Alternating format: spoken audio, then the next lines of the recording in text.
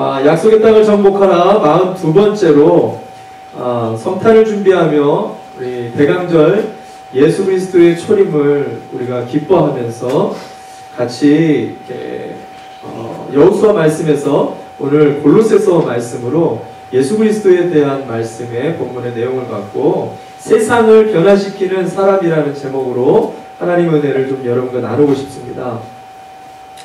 현대를 살아갈 때 우리가 살고 있는 이 현실의 삶에 대하여 완벽하게 이렇게 만족을 하면서 살아가는 사람은 많지 않습니다. 대부분이 크고 작은 불만을 안고 살아가는데 내 삶을 봐도 그래요. 우리의 자녀들을 봐도 그렇고요. 우리의 배우자들을 봐도 그렇습니다. 직장에 가도 불만이 있어요. 심지어는 교회를 와도 그리고 나라와 민족을 향해 우리가 바라봐도 여전히 불만이 많지 않습니까?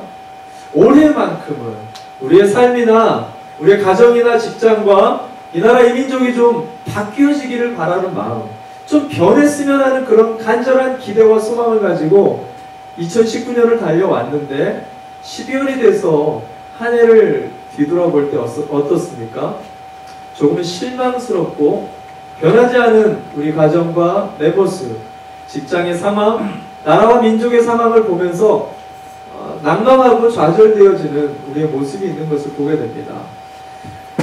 많은 사람들이 그런 모습을 보면서 한 해를 결산하고 신년 2020년을 준비하면서 올 한 해 왜 이렇게 변하지 않았을까를 파악해보면 내가 열심히 뛰지 않았는가 보다. 더 열심히 내년에는 뛰어야지. 내가 관계를 잘 못했나 보다. 인간관계를 더 잘해봐야겠구나.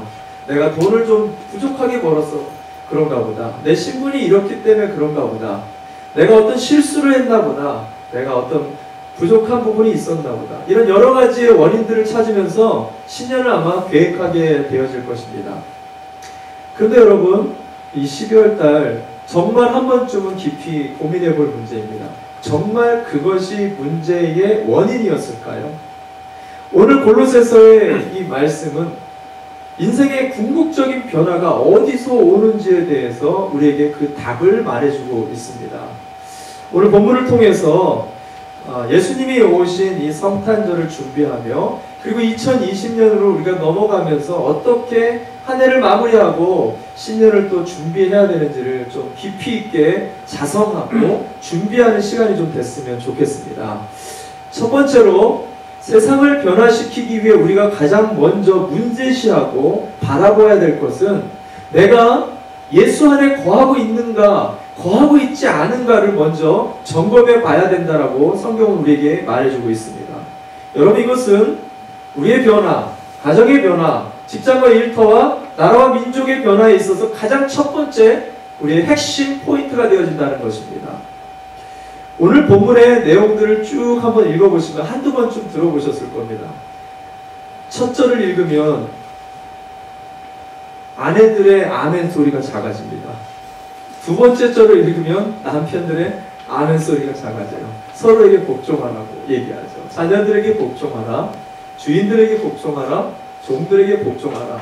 서로의 모든 관계들 속에 복종하면 그게 가와 망사성, 우리의 공동체와 민족이 살 길이 거기서 나오는 것처럼 설명을 하고 있습니다.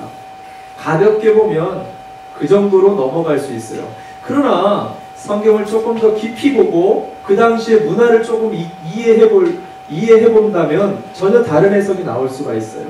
사실 바울이 지금 권면하고 있는 이 골로새 교회의 상황은 그런 상황이 아닙니다. 초대교회 안에 복음이 전파되었던 그 시기에는요, 사실 여성이 남성에게 순종하는 것은 당연한 일이었어요. 특별히 종이 주인에게 복종하는 것들은 너무나 당연했습니다. 그 당시 노예나 종들은요, 소나 말보다도 못한 계급이었어요. 그냥 장신구, 그냥 가구 중에 하나 정도의 그런 가치로 이 종들과 노예들이 그리고 일하는 일꾼들이 일을 하고 있었기 때문에 이들은 선택의 여지가 없었습니다. 당연히 순종을 해야만 했어요. 그런데도 불구하고 왜 오늘 강조해서 18절을 봐도 20절과 22절, 23절에 계속 반복적으로 얘기하고 있는 게 바울이 뭐라고 얘기하냐면 상전에게, 권위자들에게 복종하는 것이 주님이 기뻐하시는 일입니다. 그것이 주 안에 있는 사람의 마땅한 일입니다. 반복적으로 주님의 뜻이라고 질서와 권위에 순종하는 것을 강조합니다. 여기만이 아니에요. 다른 서신서들을 보더라도 동일하게 질서와 권위 앞에 순종하는 것을 계속 반복적으로 말합니다. 심지어는 불의한 정치인들에게도 그 위정자들에게까지도 순종해야 될 것들에 대해서 가르치고 있습니다. 로마서의 말씀을 볼까요? 그 이유를 바울이 이야기하는데 로마서 13장 1절 말씀을 보겠습니다. 로마서 13장 1절 말씀 같이 함께 보겠습니다. 로마서 13장 1절 말씀 제가 읽어드리겠습니다. 사람은 누구나 위에 있는 권세에 복종해야 합니다. 모든 권세는 하나님으로부터 온 것이며 이미 있는 권세들도 하나님께서 세워주신 것입니다.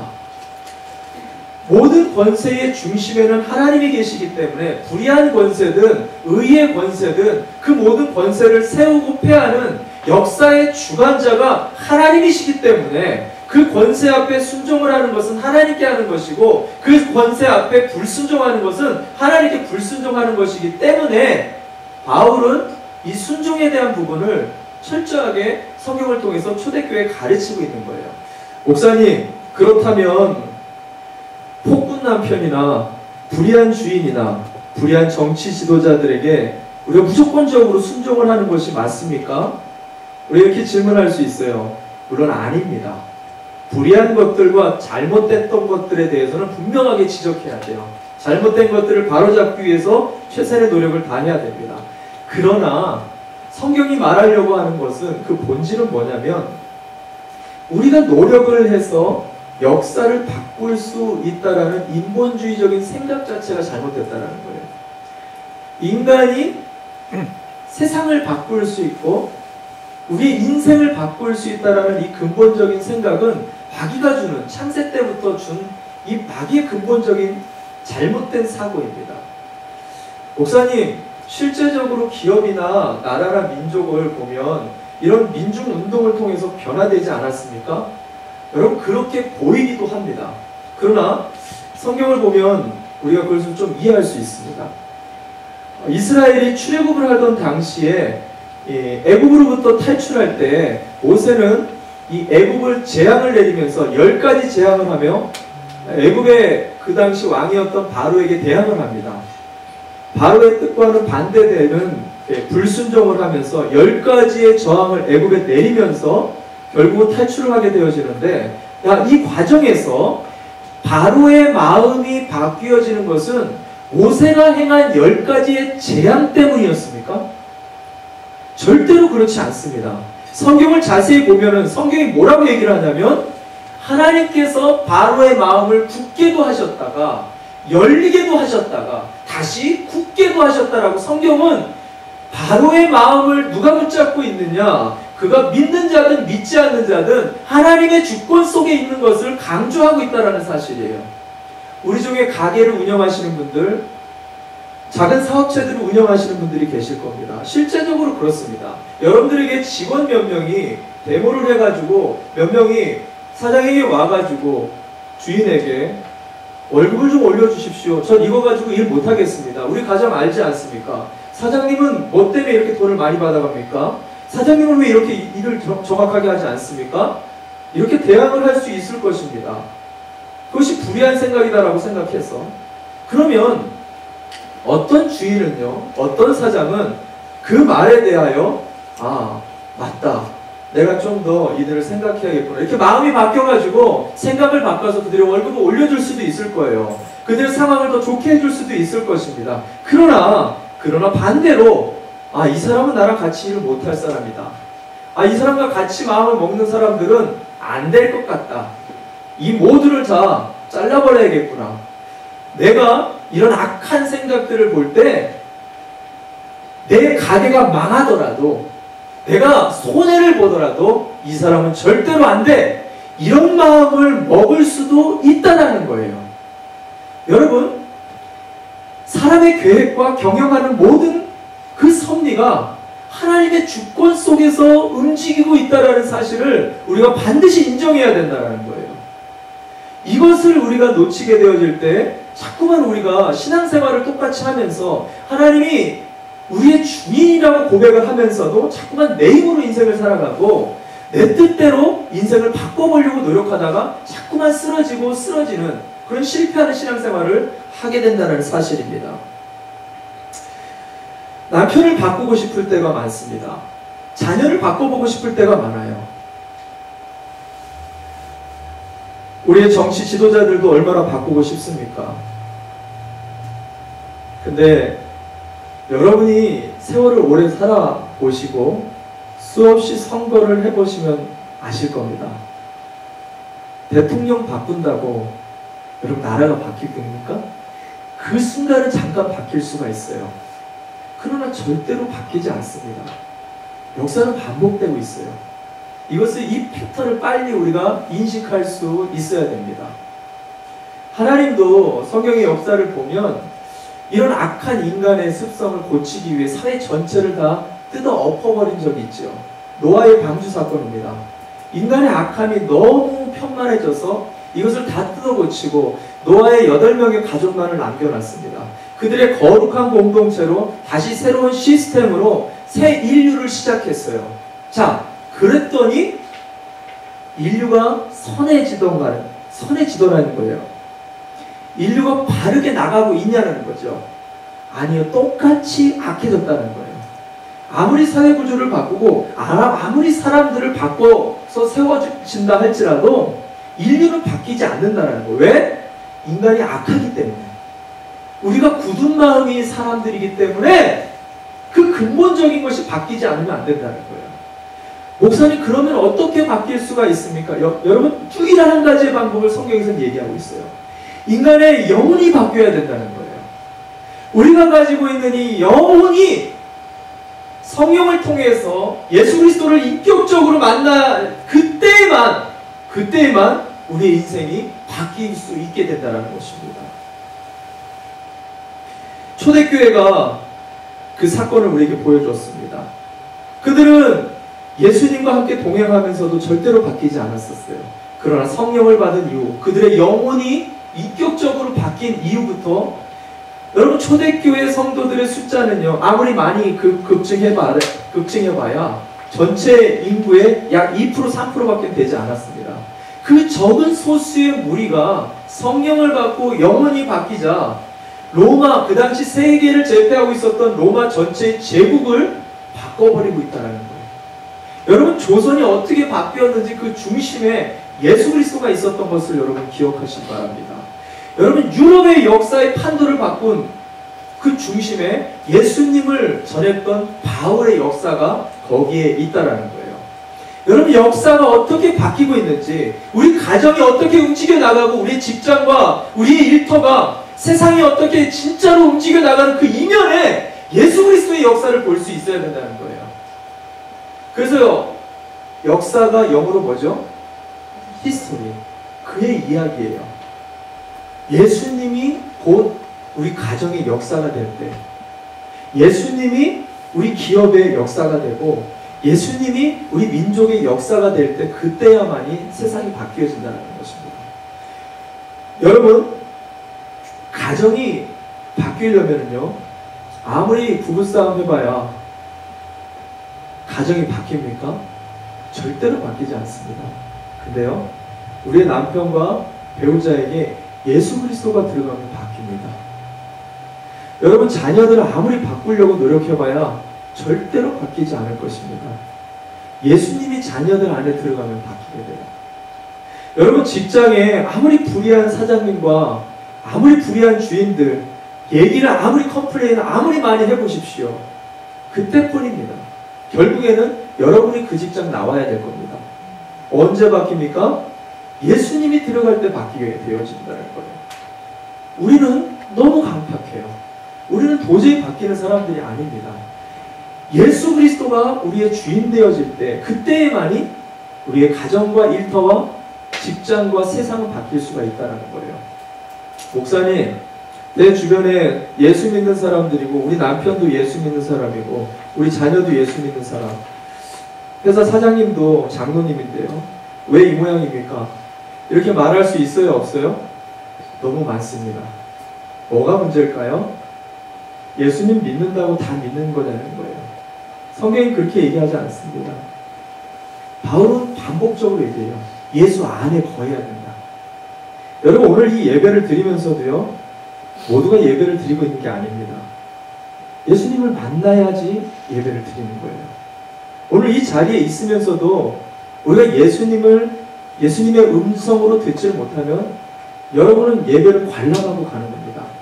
아, 오늘 찬양이 어땠지? 아, 오늘 그 공간이 좀 어땠지? 아, 비가 너무 많이 왔어. 온통 잡것들에 대해 생각만 잔뜩 하고 들어갈 겁니다. 진짜 중심은 예수님을 만나고 가야 돼요. 오늘 내게 주님이 주시는 음성이 무엇인지를 분명하게 붙잡고 가는 그 사람이 예배를 드리고 돌아가는 사람입니다. 올 한 해를 뒤돌아보면서 왜 내 삶이 바뀌지 않았지? 아, 내가 이걸 잘못했나? 내가 저걸 잘못했나? 아니요, 근본적인 문제부터 되물어 보시기 바랍니다. 내가 제대로 예수 믿고 있는지, 내가 제대로 예수 안에 거하고 예수님과 동행하며 인생을 살고 있는지. 바울이 오늘 첫 번째로 그 말을 하는 겁니다. 가정에 예수가 주인이 되셔야 되고, 우리의 직장의 일터에 예수님이 주인이 되셔야 되고, 우리의 자녀들에게 예수님이 주인이 되어질 때, 그때 우리와 세상은 바뀌어진다는 것.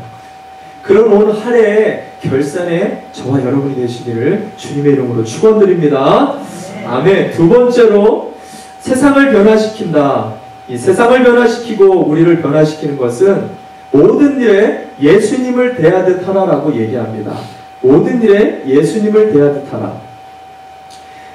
우리가 예수님 안에 거할 때부터 변화는 시작됩니다. 근데 예수님 단순히 그 안에 거하기만 할 뿐만이 아니라 우리가 만나는 모든 사람을 예수님을 대하듯, 우리가 행하는 모든 일들을 예수님의 일을 하듯 할 때 비로소 내가 변하고 세상이 변할 수 있다는 것입니다.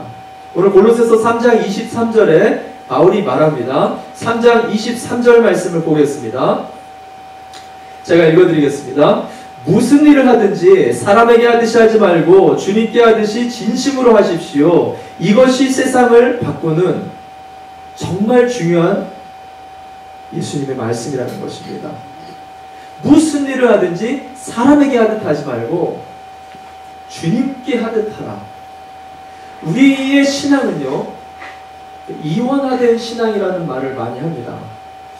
교회의 일과 세상의 일을 자꾸만 구분지려고 해요. 그래서 교회 와가지고 교회 일을 보려고 할 때는요, 물건을 알리든 식당 일을 하든 주차 봉사를 하든 예배를 인도하든 보이는 일이든 보이지 않는 모든 일들을 할 때 이게 주님의 일이라는 생각이 있어서 그래도 기도하면서 합니다. 그리고 아무리 힘들어도 주님을 바라보면서 기쁨으로 그 일들을 하려고 노력을 합니다. 그런데 세상만 나가면 어떻게 되죠? 집에만 돌아가면 어떻게 되죠? 생각이 달라집니다. 세상 일이라는 생각으로, 세속적인 일이라고, 내가 밥 먹고 살기 위해서 하는 일이라고 생각을 하니까 그저 버티기식으로 그냥 그렇게 쳇바퀴 돌듯이 일들을 감당할 때가 많은 것을 보게 된다는 것입니다. 그래서 혹이라도 교회에서 은혜 받고 내가 예수님 만난 은혜가 정말 분명하고 내가 이제 무슨 일을 해야 되는지 알겠다라고 소명받은 사람들은요, 세상 일 다 내려놔 버려요. 직장을 다 내려놓고 내가 주의 일을 한다라고 생각하면서 목회자가 되려고 합니다. 선교사가 되려고 합니다. 물론 그렇게 특별한 기름 부음을 받는 사람들도 있기는 해요. 그러나 어떤 부분에 있어서는 이것이 굉장히 위험한 생각일 수 있다는 거예요.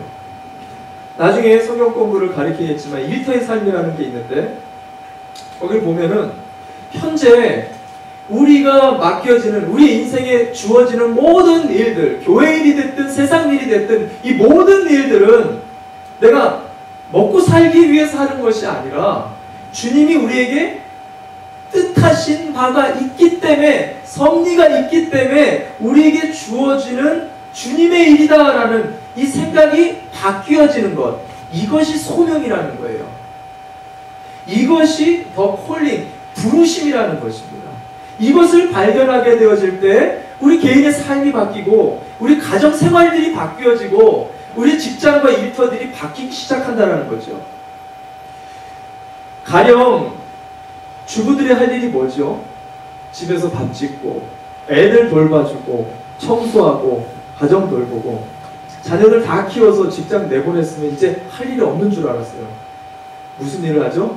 손주들을 또 돌봐주기 시작합니다. 정말 바쁘고 분주한 삶을 살게 되죠. 그러면 이것을 그냥 단순하게 누가 나에게 맡긴 일, 그냥 집안일이라고 치부하면서 살 수 있을 거예요. 남편을 위해서, 자녀를 위해서, 또 손주들을 위해서 희생한다고 생각할 수 있습니다. 그러면 온갖 짜증이 남편한테 갑니다. 온갖 짜증이 자녀들한테 가요. 여러분, 주님의 일이라는 생각으로 바꿔보시기 바랍니다. 주님이 나에게 식당 봉사를 맡기셨고, 주님이 나에게 자녀를 맡겨주셨고, 주님이 나에게 손주들을 맡겨주셨고, 주님이 나에게 집안일들을 맡겨주셨다. 아마 우리 예수님 성도들은 신앙이 좋으셔서 주의 일이라는 그 생각 하나로 찬송하면서 설거지할 줄 믿습니다. 기도하시면서 감사하면서 애들을 돌봐줄 줄 믿습니다. 만약에 우리가 먹고 살기 위해서 직장을 나갑니다. 수많은 커스터머들을 만나고 직장 바이어들을 만나면서 너무너무 짜증이 납니다. 나한테 월급도 올려주지 않는 이 직장을 위해서 내가 뭐 하라고 이렇게 희생하면서 봉사를 해야 돼? 온통 이런 짜증이 회사에 대해 직장 동료들에게 회사 사장에 대해서 많이 화가 치밀어 오릅니다. 근데 이게 그 사람들이 나에게 일을 시키는 게 아니라 주님이 오늘 나에게 맡기는 일이다라는 생각으로 챌린지가 되어질 때에 오늘 내가 만나는 이 커스터머들이 주님이 나에게 보내준 사람들이구나, 주어진 모든 일들이 주님이 나에게 맡겨주는 일이구나 하면 퇴근 시간만 보는 게 아니라 어떻게 해서든지 그 일들을 더 꼼꼼하게, 그 사람들을 어떻게 해서든지 더 주님의 발을 닦듯이 더 잘 섬겨줄 수 있을 거라는 말입니다.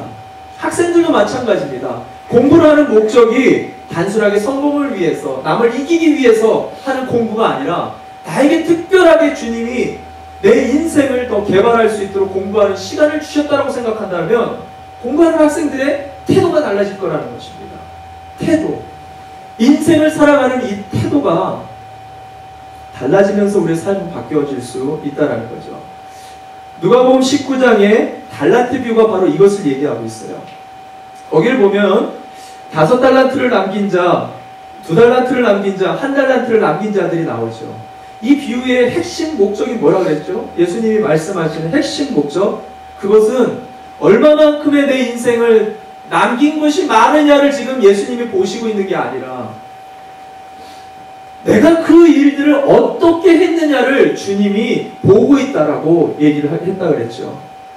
우리가 인생에서 주어지는 그 분깃과 내가 해야 될 그 일들이 어떤 일이고 무슨 일이고가 중요한 게 아니라 주님이 보는 시선은 뭐냐면 이게 주님으로부터 맡겨진 일이다라는 생각을 가지고 attitude, 그 태도가 어떤 마음의 자세로 그 일들을 하고 있는가, 어떤 일이 중요한 게 아니라 어떤 태도로 하고 있는가를 주님이 보신다라고 성경이 우리에게 말하고 있다는 것입니다. 그래서 윌리엄 바클레이라는 주석학자는 이 본문을 해석하면서 이런 말을 했습니다. 크리스천이 만들어내는 모든 물건, 프로덕트, 제품들은 하나님께 보여드려도 될 만큼 최선을 다해야 된다라고 말을 했습니다. 뉴욕 퀸즈 장로교회에 다니는 한 집사님의 제가 간증을 들었습니다. 세탁소를 경영하시는데 미국 경제가 많이 다운되니까 세탁소 일을 하는 분들이 굉장히 많잖아요, 우리 주변에. 우리 교회 성도님들 중에서도 세탁소 하시는 일들, 그런 분들이 많이 계셨는데 경제가 다운되면서 이 일이 잘 안 되는 거예요. 하나님 앞에 막 기도하면서 도우심을 구하는데 하나님이 그때 말씀을 주시는 거예요. 사람에게 하듯 하지 말고 주께 하듯 하라. 이 말씀을 이 집사님이 받은 겁니다. 그때부터 새벽에 은혜를 받고 주님께 하려면 어떻게 해야 되는가, 그 고민을 했는데 내가 오늘부터 이 옷을 사람들의 옷이라고 생각하지 말고 주님의 옷이라고 생각하고 이 옷을 한번 빨아보자. 이 생각 하나를 바꿔봤어요. 그랬더니 그 다음에 제일 먼저 걸림돌이 되던 게 이 세제라는 거예요. 세제. 자기는 돈 아끼려고 아주 싸구려 세제를 쓰면서 옷감이 상하든 말든 상관없이 그냥 이윤을 남기기 위해서 아주 질이 나쁜 세제를 쓰고 있더라는 거예요. 그리고 이렇게 보니까 이 세탁기 자체가 굉장히 오래됐는데 고장이 날만 하는데도 그냥 계속 돈이 없으니까 계속 돌리고 있더라고요. 그러다 보니까 빨래가 잘 엉키고 세탁물 같은 게 천연 재료 자체들이 자꾸만 이렇게 상하고 그런 일들이 벌어지고 있더라는 거예요. 그리고 자세히 보니까 이 세탁물들을 걸려놓는 이 공간이 너무 지저분하더라는 거예요. 주님의 옷을 걸어놓는 이 장소가 이래서는 안 된다라는 거예요. 그날부터 세제를 싹 다 바꿔버리고 손해를 보더라도 그 기계를 싹 다 바꾸고 매일같이 아무리 힘들어도 청소를 싹 하면서 옷 한 벌 한 벌 1분을 다림질 하더라도 1분 더 하고 2분 더 하면서 주님의 옷인데 기도를 하면서 그 옷에 간절하게 축복 기도를 하면서 이 세탁일을 했다는 거예요. 이게 나중에 소문이 나가지고 뉴욕에 몇몇 연예인들이 고객이 된 거예요. 이게 막 소문이 막 퍼지기 시작하니까 나중에는 이 세탁소가 대박 세탁소가 돼가지고 아주 큰 또 하나님 은혜를 얻었다라는 제가 감격을 좀 들었습니다. 여러분, 우리가 한 해를 돌아볼 때에 우리 인생의 진짜 궁극적인 문제의 해답을 다른 데서 찾으면 정말 힘듭니다. 궁극적인 중심의 핵심 문제는 예수 그리스도 안에 있어요. 오늘 우리의 인생에서 만나는 모든 사람들을 정말 내가 어떻게 상대를 하고 있는지, 우리의 아내와 우리의 남편에게 정말로 예수님을 대하듯, 우리의 자녀들을 대할 때에도, 직장 동료를 대할 때에도, 내 주변의 사람들을 만날 때에도 정말로 예수를 대하듯 그렇게 상대할 때, 그리고 주님이 맡겨주신 일들을 내가 감당하고 있는 사명의식, 소명의식을 가지고 감당할 때 우리의 가정과 일터, 우리에게 맡겨진 일이 무엇이냐가 중요한 게 아니라 내가 그 일을 어떤 태도로 하고 있느냐를 생각해 볼 때 오늘 한 해 나에게 주어진 것이 없다 할지라도 2020년은 전혀 다른 신년이 될 거라고 믿으시기를 바랍니다. 아멘. 마지막으로 세 번째, 세상을 변화시키려면 오늘 바울이 예수님의 상급을 기대하라 라고 말합니다. 예수님의 상급을 기대하라. 정말 기쁜 소식은 우리의 모든 이런 선한 일과 수고 속에 하나님께서 반드시 리워드, 보상, 보응을 반드시 기억하고 우리에게 보상해 주신다는 점입니다. 갈라디아서 6장 7절에 보면 뭐라고 얘기하냐면 사람은 육체로 심든지 영적으로 심든지 두 가지 일들을 하게 되어지는데 육체로 심는 자는 반드시 육체에 썩어질 것을 거두게 될 것이고 영적으로 영적 선한 일들을 계속해서 심는 자는 영생을 얻게 될 것이다 라고 말합니다. 무슨 말이냐면 내가 심은 대로 반드시 그것에 대해서 거두게 될 거다라는 말을 하는 것입니다. 오늘 바울이 똑같은 말을 하는데 골로새서 3장 24절과 25절 말씀을 봅시다. 3장 24절과 25절 말씀 같이 함께 보겠습니다. 제가 읽어드립니다. 여러분은 주님께 유산을 상으로 받는다는 사실을 기억하십시오. 여러분이 섬기는 분은 주 그리스도이십니다. 불의를 행하는 사람은 자기가 행한 불의의 대가를 받을 것입니다. 거기에는 사람을 보고 차별을 하는 일이 없습니다. 사람을 보고 차별을 하지 않는다는 것은 하나님께서 우리를 볼 때 겉모양을 보고 판단하는 게 아니라 우리 마음의 중심에 이 사람이 정말 악을 행하는 사람인지 이 사람은 정말 선을 행하는 사람인지 그 중심의 태도를 보고 그 선악간의 공의로 심판한다는 그 말씀입니다. 중요한 것은 선을 행하든 악을 행하든 하나님은 우리 모두에게 반드시 보응을 하신다는 거예요. 그것에 대해서 보상을 준비하시고 계시다는 것입니다. 여러분, 이것은 굉장히 중요한 약속의 말씀이에요. 마치 상 받기를 바라는 것이 세속적인 욕심같이 느껴질 수도 있습니다. 그러나 그렇지 않습니다. 이것은 분명한 성경적인 약속입니다. 히브리서를 보면 초대교회 성도들은 이 약속의 보상의 말씀을 믿고 어떤 불의한 속에서도, 악조건 속에서도, 심지어는 사자박이 되면서도 그들은 찬송을 하면서 끝까지 그 선한 능력을 의지할 수 있었습니다.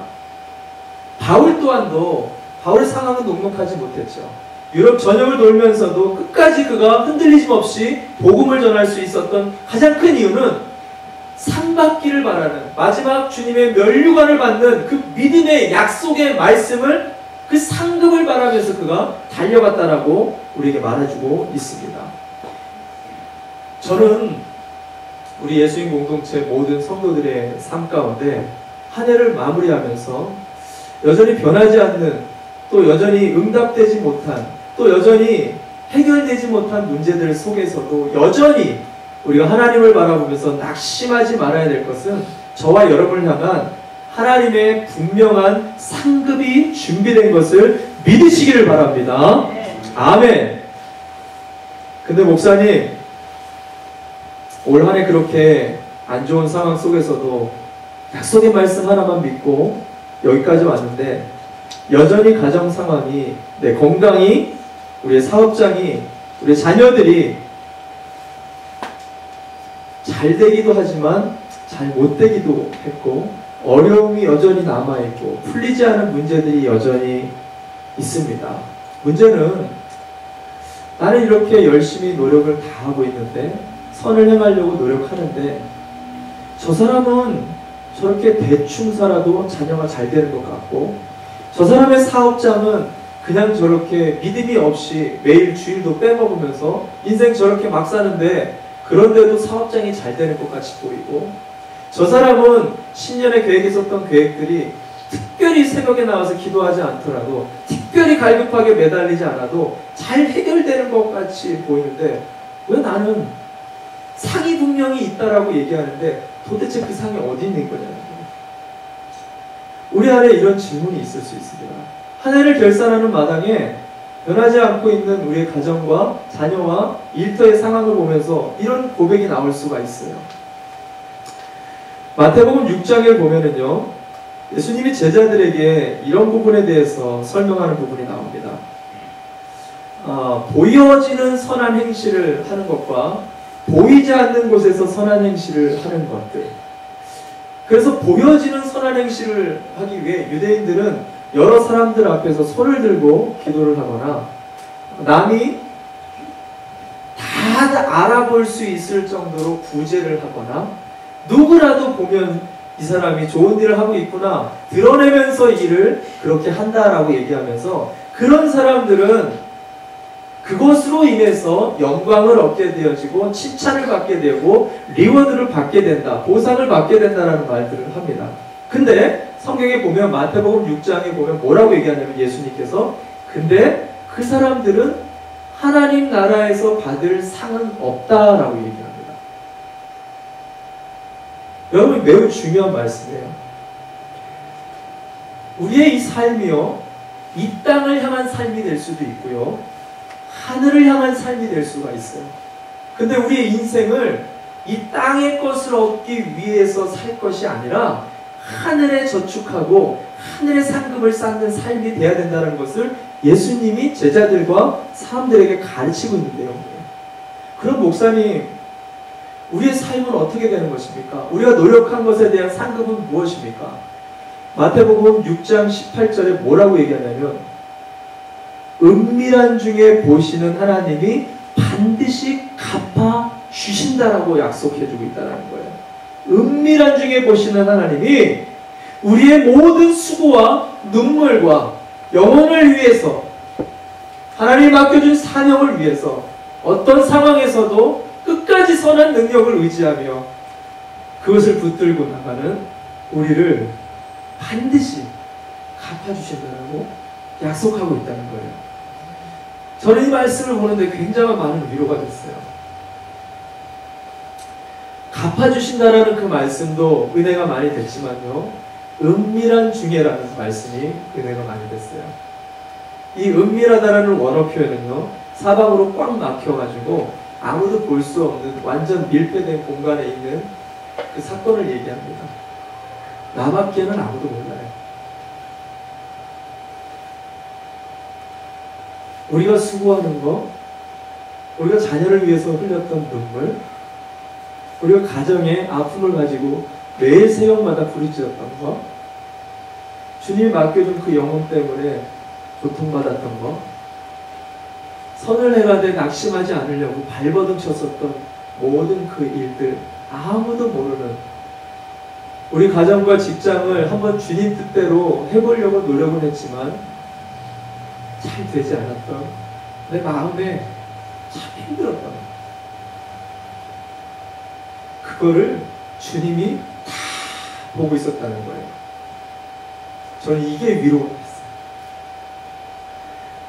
여러분, 우리가 힘든 게 뭡니까? 우리가 선을 해가면서도 낙심하는 이유가 뭡니까? 아무도 몰라주는 것 같은 거죠. 아무도 내 인생에 관심이 없는 것 같이 보일 때, 아무도 내 수고를 알아주지 않는다라고 느낄 때, 그때 우리는 무너지게 되는 거 아닙니까? 주님이 말씀하세요.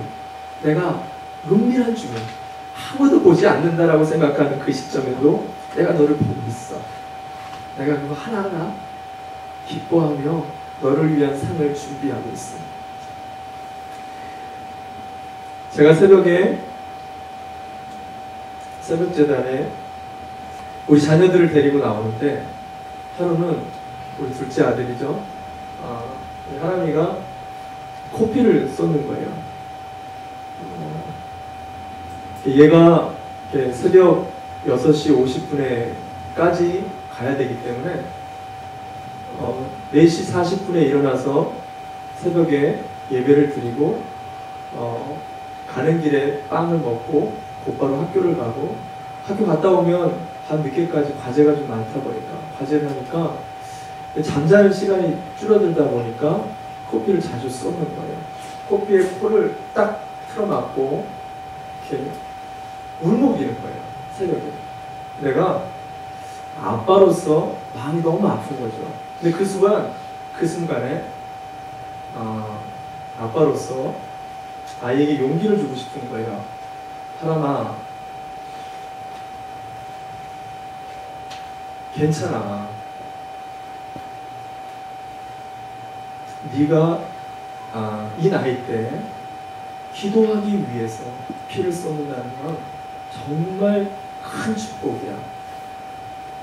너가 이렇게까지 하면서 학업을 하고, 네가 이렇게까지 하면서 이 중요한 중학교 시절을 보낸다는 건 넌 다시 경험하기 어려운 큰 축복이야. 이런 용기를 내가 탁 주고 이렇게 격려해 주니까 아이가 괜찮아지면서 이렇게 새벽 재단에서 나와서 코를 틀어막고 기도를 주여하면서 부르짖으면서 기도하는 거예요. 근데 제가 그 시간에 하나님 앞에 기도하는데 막 눈물이 나는 거예요. 이렇게 아이가 코피를 쏟으면서 그 아이를 끌고 나가는 그 아버지의 마음이, 그 앞에서는 걱정하지 않게 하려고 격려를 했지만 제 마음이 너무 아픈 거죠. 아마 여기 있는 아버지들의 마음이 다 똑같을 거예요. 너무 마음이 아픈 거예요. 내가 이 애를 이렇게까지 훈련시켜야 되는 건가? 여러 가지 생각들이 드는 거예요. 근데 그러면서 하나님이 나를 보는 시선을 느끼게 됐어요. 하나님이 잠잠하신 것 같지만, 우리의 인생의 어려움에 침묵하고 계시는 것 같지만, 그냥 격려주는 말씀만 강단에서 우리에게 주는 것 같지만, 사실 우리 비참한 삶을 주님이 더 아파하신다.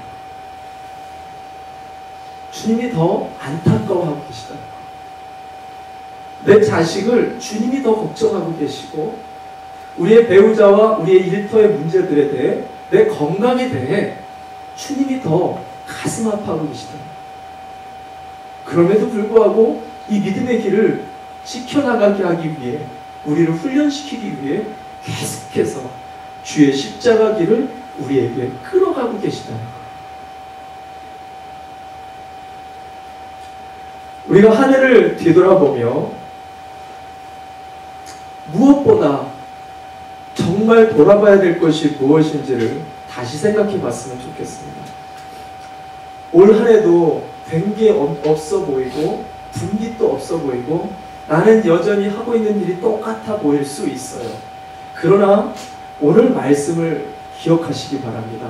내가 지금 무슨 일을 하고 있는가가 중요한 게 아니에요. 내가 그것을 어떻게 하고 있는가. 주님을 바라보며 내가 예수 안에 거하고 있는가, 예수 안에 거하지 않고 그냥 내 마음대로 살아가고 있는가. 뿐만 아니라 우리에게 맡겨준 영혼들과 우리에게 맡겨준 그 사명과 사역들을 주의 일을 감당하듯. 쉬운 일이 아닙니다. 이게 쉽기 때문에 내가 쉽게 얘기하는 게 아닙니다. 어렵습니다. 손해봐야 됩니다. 너무 고통스러울 것입니다. 그런데 그때마다 기억할 것은 은밀한 중에 주님이 저와 다 보고 있다는 거예요. 다 기억하고 있다는 거예요. 때를 기다리고 그 상급을 준비하고 계시는 것을 여러분 믿으시기를 바랍니다. 그 소망과 믿음의 눈을 가지고 이 12월 대강절 여전히 예수님이 필요합니다. 여전히 우리 예수님은 가장 높임을 받으셔야 될 뿐이고, 이 성탄절 매년 20년, 30년, 40년 동안 반복적으로 성탄절이 우리에게 다가온다 할지라도 그 어떠한 축제보다, 그 어떠한 감격보다, 그 어떤 기쁨보다 더 높은 찬양과 영광을 받으실 만한 그 예수님을 준비하는 우리 성탄 예배가 되시기를 주님의 이름으로 축원드립니다. 우리 다 함께 자리에서 일어납시다.